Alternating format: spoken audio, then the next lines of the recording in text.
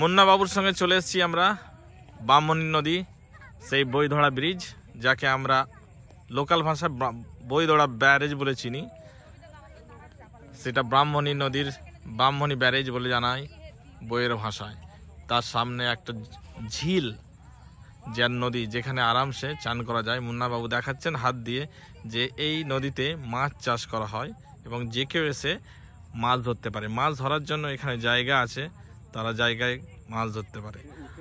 আর পাশ দিয়ে চলে গেছে একটা জঙ্গল, যেটাকে শালবনি বলে, যেখানে পিকনিক, জানুয়ারি মাসে পিকনিকের জন্য খুবই বিখ্যাত।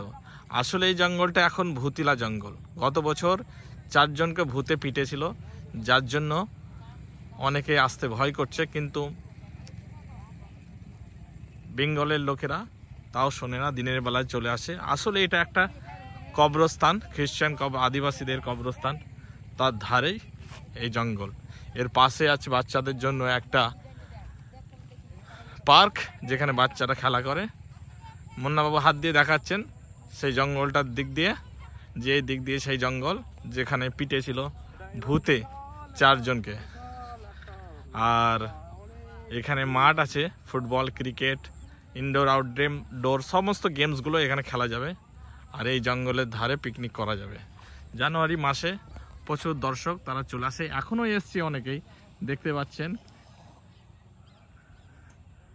যে নদীর ধারে অনেকে ছবি তুলতে এসছে সানরাইজ আর সানসেট দেখতে। এখানে দারুণ লাগে। মুন্নাবাবু আমাদেরকে নিয়ে এসেছে সেই জিনিসটা দেখাতে। আমরা অনেক দিন পর এখানে এলাম।